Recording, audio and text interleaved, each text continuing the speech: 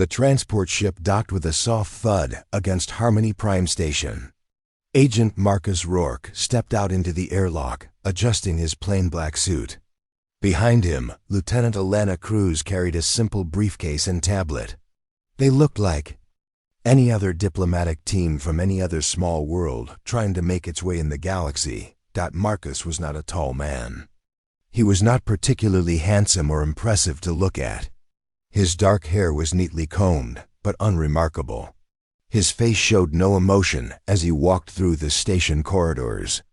Other aliens passed by without giving him a second glance. To them, he was just another representative from a primitive species that had barely learned to fly between stars. Elena stayed close behind him, her eyes taking in everything around them. The station was massive, built to house representatives from 12 different alien species. Each section was designed for different atmospheric needs and gravity levels. The human section was small and tucked away in a corner, like an afterthought. First time seeing this many species in one place? Marcus asked quietly as they walked. Elena nodded. It's impressive, sir, but they don't seem very welcoming. Marcus's mouth almost formed a smile. Almost? They rarely are, Lieutenant. They see us as children playing with grown-up toys. They entered the main diplomatic wing where representatives from all 12 council species worked. The Zephyrians were the most noticeable. They stood nearly 8 feet tall with gray skin and wore elaborate military uniforms covered in medals. Their leader, Council Leader Vexer, watched Marcus enter with barely hidden contempt. The Helix Consortium. Members were different. They looked almost like large insects with multiple arms that moved constantly as they worked on various data pads. Their representative, Ambassador Kilnix, chittered something to his aide when he saw the humans arrive. The sound was clearly not complimentary. Other species filled the room. Some looked like reptiles, others like modified mammals. A few were so alien that Marcus couldn't even guess what they might have evolved from. All of them had one thing in common, though. They all looked at the humans like they were looking at pets that had learned to walk on 2 legs. Ambassador Rourke, a mechanical voice announced from the ceiling. Please report to Conference Room 7 for preliminary discussions. Marcus straightened his tie and picked up his simple leather portfolio. Time to get to work, Elena. Conference Room 7 was designed to accommodate all species, so it was large and had adjustable seating.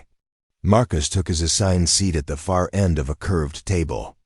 The other 11 seats were filled with representatives who had been dealing with galactic politics for centuries. General Craftman of the Zephyrian military spoke first. His voice was deep and carried the tone of someone used to being obeyed. So the humans finally arrive. We were beginning to think your species had decided to stay in your little solar system where you belong. Several other representatives made sounds that Marcus assumed were laughter. He opened his portfolio and took out a simple pen and notepad. Old-fashioned but effective. Thank you for agreeing to meet with us, Marcus said calmly. Humanity is eager to establish peaceful relations with the Galactic Council. Ambassador Kilnix's multiple arms moved rapidly across his datapad. Peaceful relations? He repeated, his voice carrying a buzzing quality. How interesting. Most species request peaceful relations when they realize they are hopelessly outmatched. More. Sounds of alien amusement filled the room.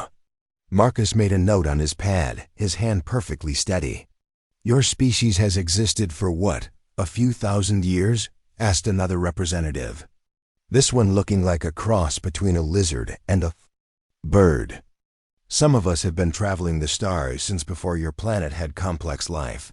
Marcus nodded politely. That's quite an achievement. Experience is valuable. Experience, General Crathon said, leaning forward in his specially designed chair. Teaches us to recognize threats before they become problems. Your species has been expanding rapidly, building ships, establishing colonies, developing weapons. This concerns us. Elena shifted slightly in her seat beside Marcus. She had heard this tone before, though never from aliens. It was the voice of a predator circling what it thought was prey. Humanity has always been explorers, Marcus replied, still taking notes. We're curious about what's beyond our world. Surely you can understand that impulse. Curiosity, Ambassador Kilnix buzzed, can't be dangerous when combined with primitive thinking and advanced technology. Your species has a documented history of violence against your own kind. Wars, conflicts, destruction of your own environment. Why should we trust you not to bring that violence to the galaxy? Marcus looked up from his notepad for the first time since sitting down. His eyes were calm, almost sleepy looking. You've done your homework on us. That's good. Preparation prevents misunderstandings. Indeed it does, General Craftman said, which is why we've prepared a proposal for humanity's place in galactic civilization. You'll find it quite reasonable considering your species' limitations. A datapad was slid across the table to Marcus. He picked it up and read silently for several minutes. Elena watched his face, but his expression never changed. He finished reading. He set the pad down gently. This is interesting, Marcus said. Finally, you're proposing that humanity limit ourselves to our current solar system. No expansion beyond Mars. No development of certain technologies. No military vessels beyond our system borders, and regular inspections to ensure compliance. Exactly. Ambassador Kilnix chittered happily. You'll find galactic civilization much more peaceful when everyone knows their proper place. Marcus made another note on his pad. His pen moved smoothly across the paper like he was writing poetry instead of diplomatic notes. And if humanity declines these generous terms? Marcus asked, his voice still perfectly calm. The room grew quiet. General Craftman's gray skin seemed to darken slightly. Then humanity will learn about galactic civilization the hard way. There are many ways to teach a lesson to a young species. Most of them are unpleasant. Several representatives nodded agreement. The threat hung in the air like smoke from a fire. Marcus closed his notepad and looked around the table. For the first time since entering the room, he smiled. It was not a warm smile. Gentlemen, he said quietly, I believe there's been a fundamental misunderstanding about who you're dealing with. The next morning brought formal negotiations in the main council chambers. The room was enormous, with seats arranged in a circle around a central platform. Each species had their own section, complete with environmental controls suited to their biology. The human section was small 2 chairs, and a small table tucked away like an afterthought. Agent Marcus Rourke entered wearing the same plain black suit from the day before. He carried his leather portfolio and walked with the same calm pace that had unsettled so many the previous day. Lieutenant Elena Cruz followed behind him, her eyes scanning the chamber like she was expecting an ambush. Representatives from all 12 species filled their sections, creating a wall of alien faces, all focused on the 2 humans. Council leader Vexer stood at the central platform. His 8-foot frame was imposing even among the other large species present. His gray skin gleamed under the chamber lights, and his military uniform displayed more medals than Elena could count. The council recognizes the human delegation, Vexer announced in his deep voice. Agent Rourke, you have reviewed our proposal. What is humanity's response? Marcus stood slowly and walked to the speaker's platform in the center. The chamber fell silent, except for the soft hum of various life support systems. Every alien eye focused on the unremarkable human in his simple suit. The council's proposal shows careful thought. Marcus began, his voice carrying clearly through the chamber's acoustic system. However, humanity must respectfully decline the offered terms. A ripple of sound moved through the assembled aliens.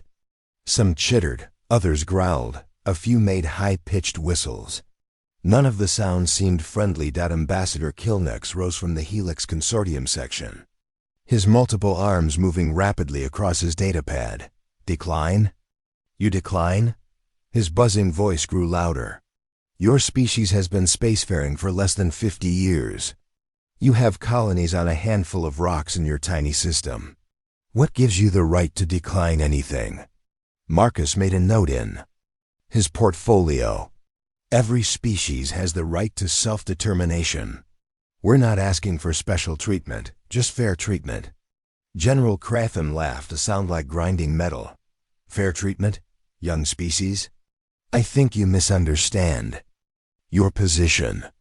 The galaxy has an order, a balance. Species find their place in that order based on their capabilities and wisdom. Your species has shown neither. More sounds of agreement came from around the chamber.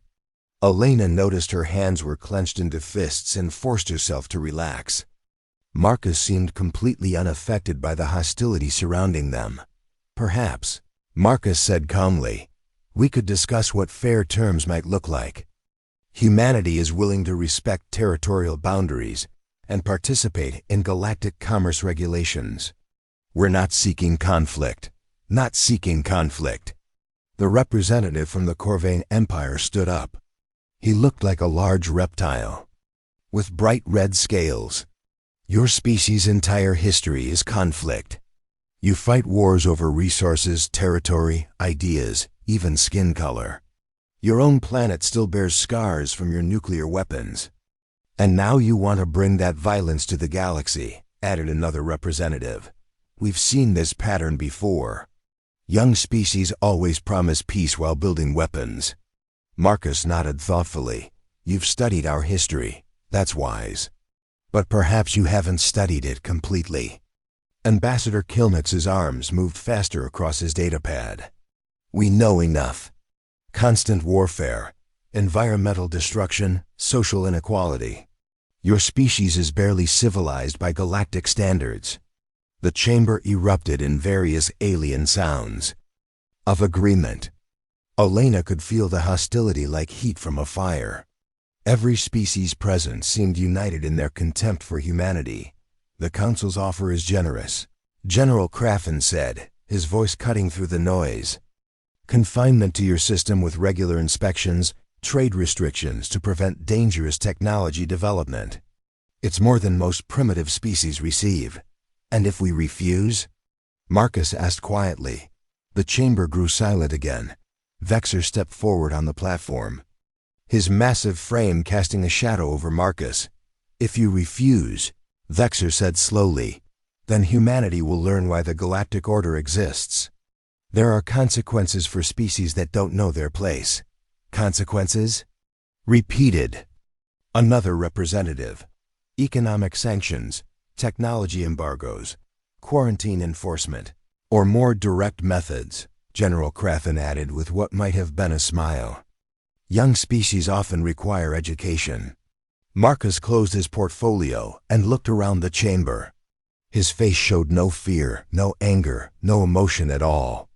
Elena had seen that expression before during their military service together. It usually preceded something memorable. I see, Marcus said. So humanity's choices are submission or punishment. Finally he understands, Ambassador Kilnix buzzed happily. Your species will learn to appreciate the Council's wisdom in time. Learn your limitations, added the Corvain representative. Accept your place. Like children learning not to play with fire, another voice called out. The chamber filled with alien laughter again. The sound echoed off the walls, creating a symphony of contempt. Marcus stood in the center of it all, perfectly still. Children playing with fire, Marcus repeated softly. His voice was barely audible, but somehow it carried through the chamber. Laughter began to fade. Barely evolved primates. Ambassador Kilnix continued, apparently not noticing the change in atmosphere. Playing with technology they don't understand, thinking they can negotiate with civilizations that ruled the stars before their sun was born. The chamber erupted in fresh laughter. But Elena noticed something the aliens didn't. Marcus's hands weren't shaking. They weren't clenched. They were perfectly still, like a predator waiting for the right moment to strike. Marcus opened his portfolio again and made a single careful entry. When he looked up, his eyes had changed. They were still calm, but there was something else there. Now something that made Elena step back instinctively. "Gentlemen," Marcus said quietly, his voice cutting through the laughter like a blade through silk. "I believe there's been a fundamental misunderstanding about who you're speaking." Tuh. The silence in the chamber stretched for several long seconds. Agent Marcus Rourke stood at the center platform, his hands resting calmly at his sides. The assembled alien representatives stared at him, trying to understand what had just changed. In the room's atmosphere, General Crathen was the first to break the silence. His gray skin darkened with what Elena recognized as anger. "A misunderstanding?" He growled. "The only misunderstanding here is your species' belief that you have any power in this situation." Marcus tilted his head slightly, like he was listening to something far away. "Power is an interesting concept, General," Marcus said. Calmly, "May I ask about your military experience?" The question seemed to catch Crathen off guard. "I have commanded fleets for over 2 centuries, he replied. "I have conquered 17 star systems for the Zahirian Empire." "What does that matter to you, human?" Marcus nodded thoughtfully. "Impressive.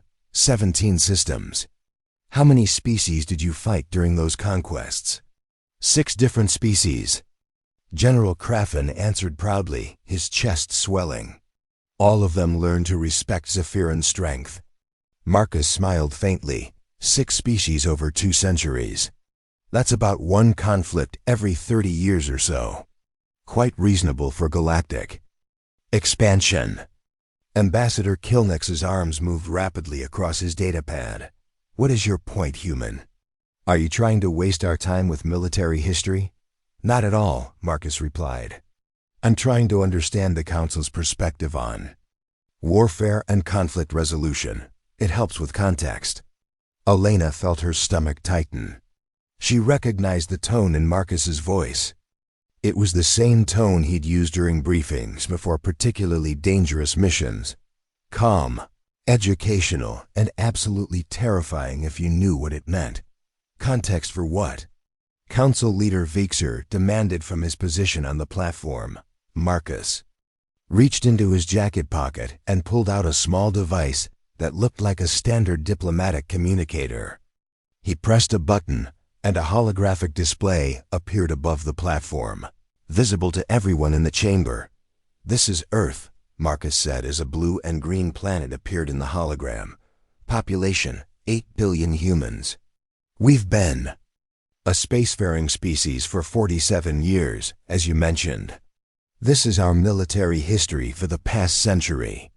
The hologram changed to show a timeline with thousands of small red marks scattered across it. Ambassador Kilnex leaned forward in his seat.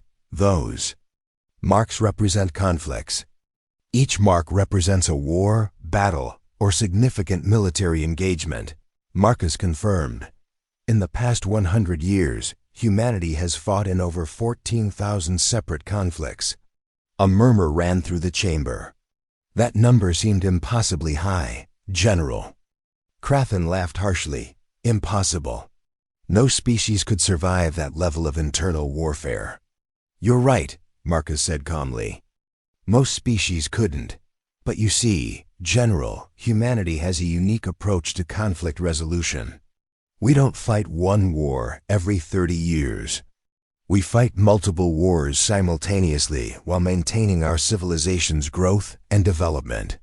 The hologram zoomed in to show more detail. These red zones represented ongoing conflicts during any given decade.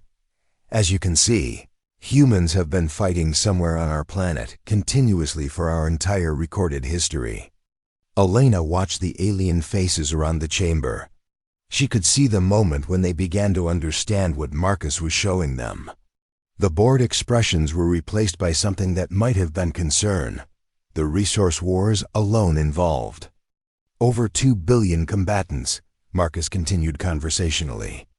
"The Australian continental conflict was resolved in 18 hours. The European stabilization campaign lasted 3 years and involved 47 different nations.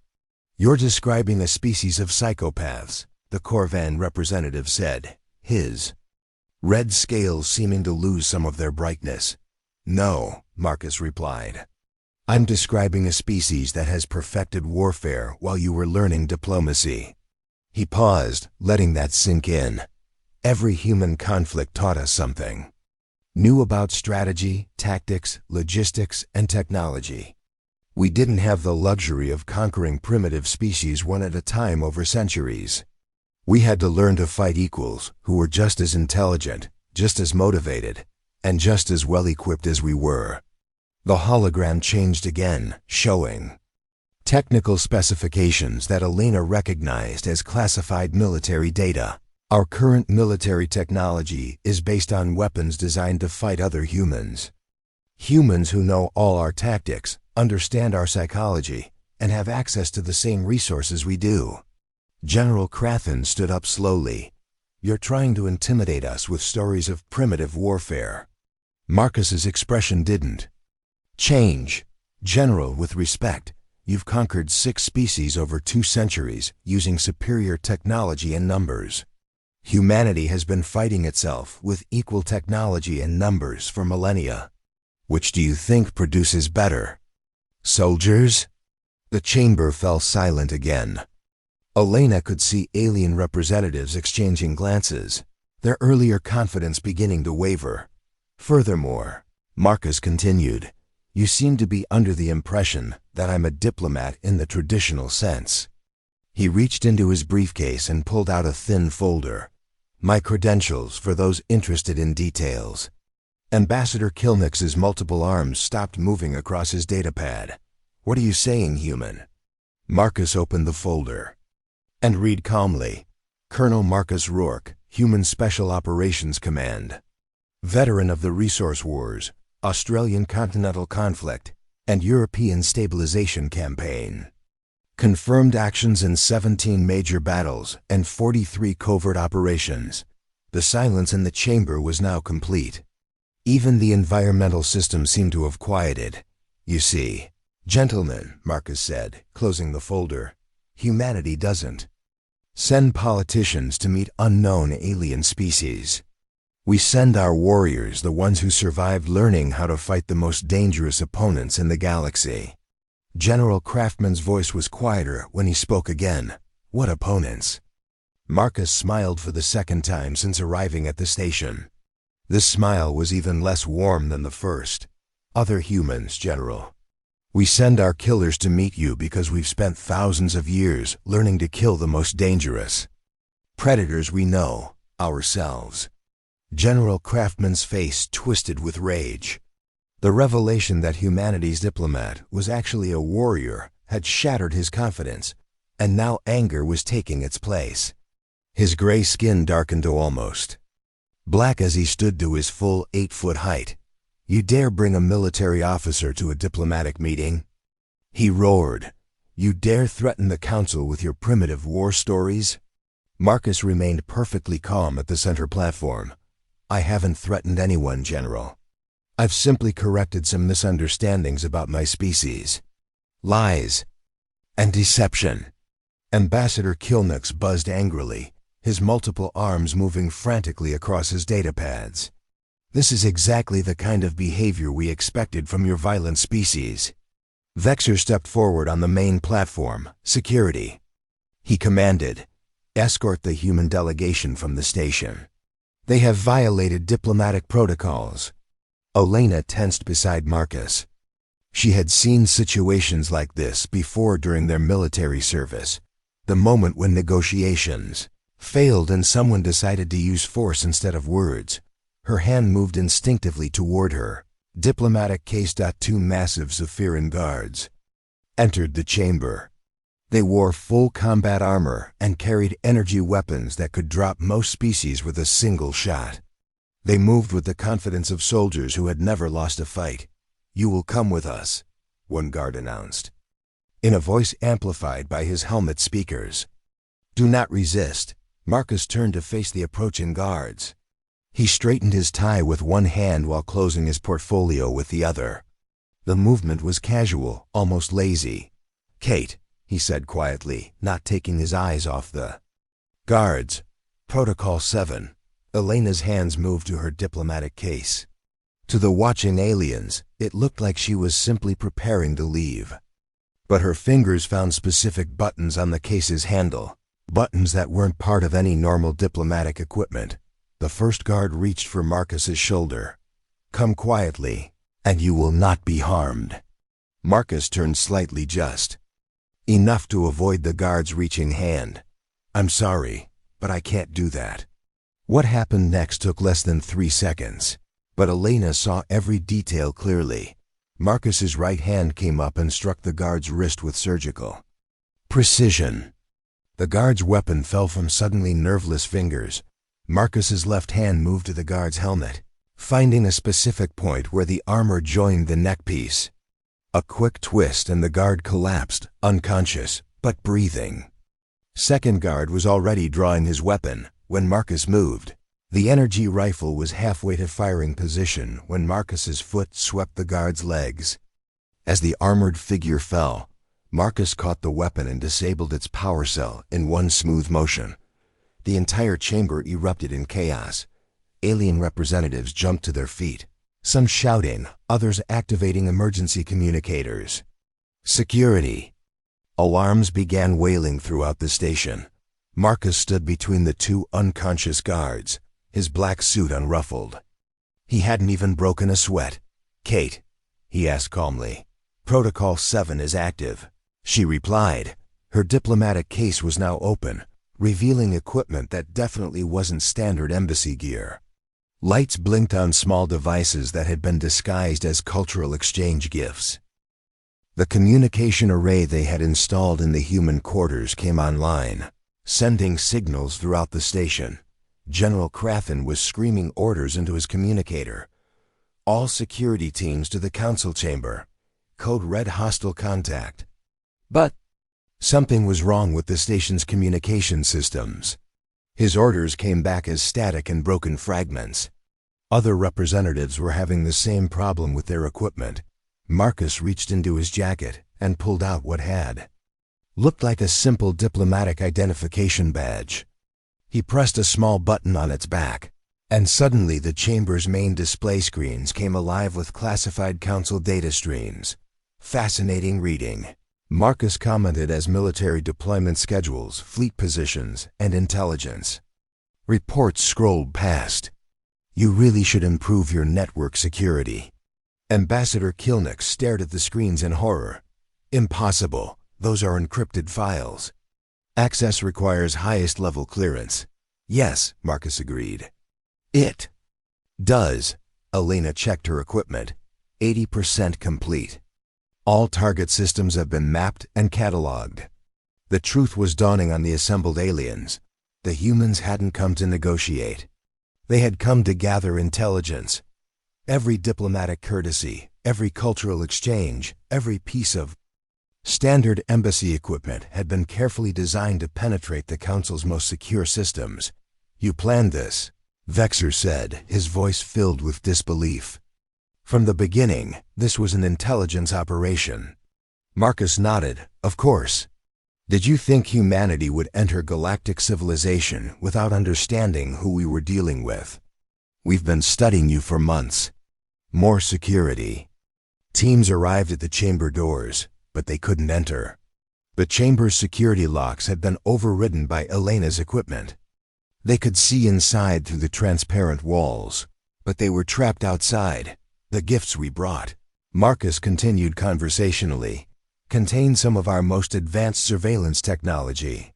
We've been mapping the station's systems, recording your conversations, and analyzing your military capabilities since we arrived."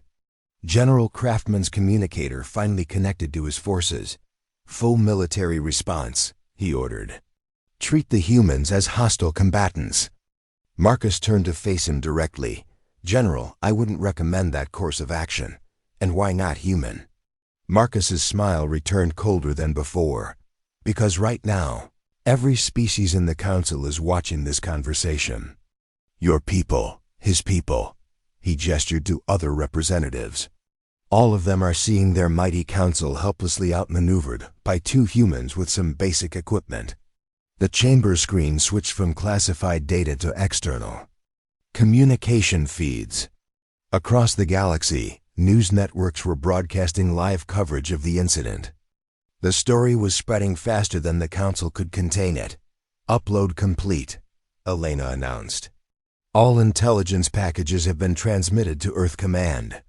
Marcus straightened his jacket and picked up his portfolio. Gentlemen, this has been educational, but I believe our business here is concluded. The aliens watched in stunned silence as Marcus walked calmly toward the chamber exit. Elena followed, carrying her equipment case like it contained nothing more dangerous than paperwork. At the door, Marcus turned back to address the chamber. One final time. Oh, and General, he said, pausing just long enough to make sure he had everyone's attention. What you witnessed today was a diplomat trying very hard not to hurt anyone. You really don't want to meet our soldiers. 1 week later, Agent Marcus Rourke walked through the same corridors of Harmony Prime Station. The station looked the same: gleaming metal walls, alien banners hanging from high archways, gravity-adjusted walkways for different species, but everything had changed. Alien security guards stepped aside respectfully when they saw him coming. Some even gave slight nods or gestures of recognition. Representatives from various species who had ignored him completely before now made eye contact and offered polite greetings. The small human diplomatic section had been expanded and moved to a more central location. It was no longer an afterthought. It was now part of the main diplomatic corridor where real power was negotiated. Lieutenant Elena Cruz walked beside him, carrying the same briefcase as before.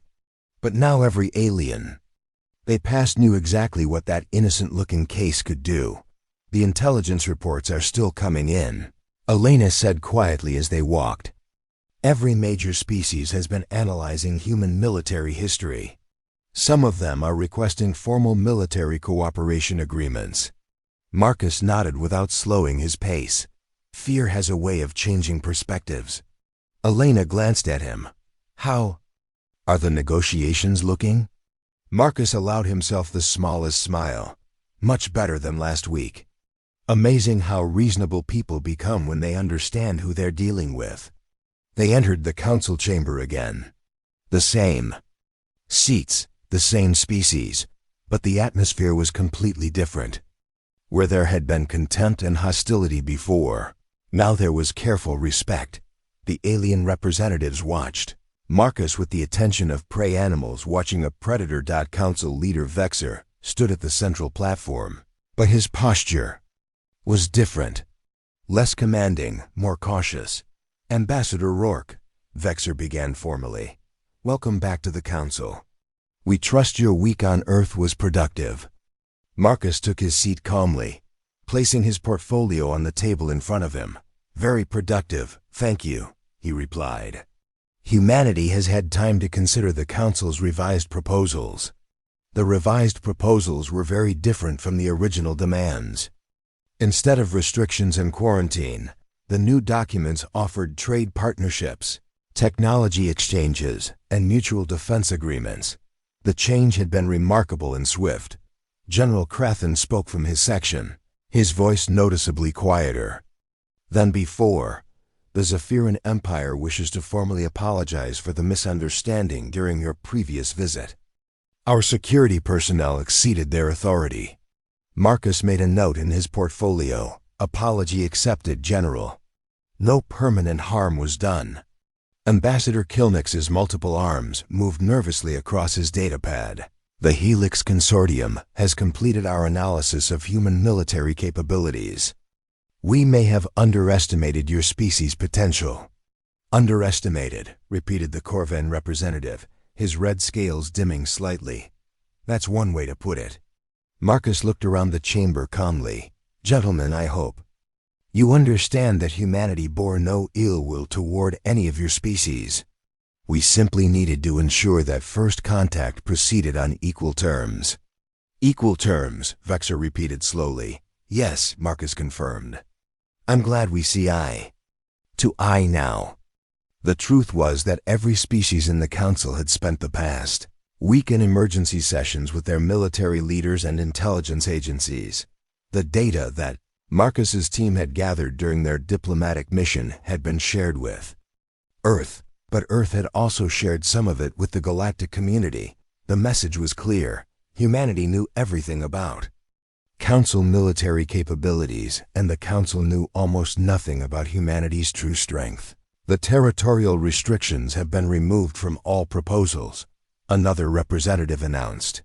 Humanity is free to expand as you see fit within reasonable boundaries. The technology sharing agreements have been restructured, added Ambassador Kilnux. Instead of restrictions on human development, we're proposing mutual exchanges that benefit all species. Marcus nodded approvingly. These changes show wisdom and good faith. Humanity appreciates the Council's flexibility. What he didn't mention was the real reason for the dramatic change in attitude. During the week following Marcus's demonstration, intelligence agencies across the galaxy had dug deeper into human history. What they found had terrified them. The resource wars had involved weapons that could crack continents. The Australian continental conflict had ended when humanity developed technology that could reshape weather patterns. The European stabilization campaign had featured military units that could operate for months behind enemy lines with no support. But the most frightening discovery was humanity's capacity for cooperation during crisis. Despite their constant internal conflicts, humans could unite instantly when facing an external threat. Every major war in human history had ended with the losing side being integrated into the winning civilization, making humanity stronger rather than weaker. There's one final matter, General Crathen said carefully. Marcus raised an eyebrow. The Council would like to invite humanity to participate in our mutual defense protocols. Marcus leaned back slightly in his chair. You're inviting us to join your military alliance. Vexor cleared his throat.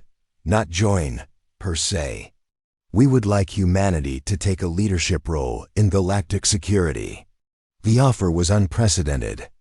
A species that had been unknown a week ago was being invited to command the military forces of a dozen civilizations. But the Council had realized something important. If humanity was going to be in the galaxy, it was better to have them as allies than enemies. Elena leaned over and whispered something to Marcus. He nodded and made another note in his portfolio. Humanity is honored by the offer, Marcus said. We'll need to discuss the details with our government, but we're certainly interested in contributing to galactic peace and security.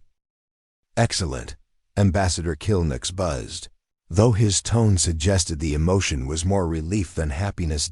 As the formal session ended, representatives began approaching Marcus individually. Each species wanted private meetings, bilateral agreements, and assurances of friendship. The aggressive species that had threatened humanity a week ago were now competing to be humanity's closest allies. Marcus and Elena left the chamber together, walking through corridors that had been transformed by a single week of understanding. Aliens who had looked down on humanity now watched them with respect and caution. Mission accomplished? Elena asked as they reached their shuttle. Marcus adjusted his tie and looked back at the station. Kate, he corrected gently, we didn't come here to join their civilization. We came to teach them about ours. The shuttle departed from Harmony Prime, carrying two humans who had changed the balance of galactic power without firing a shot. Behind them, emergency sessions continued on every council world as species hastily rewrote their policies toward humanity. In the end, the greatest weapon humanity brought to the galaxy wasn't their technology or their military strength, that it was their ability to make both war and peace with equal precision, and the wisdom to know when each was appropriate. The galaxy would never underestimate humanity again.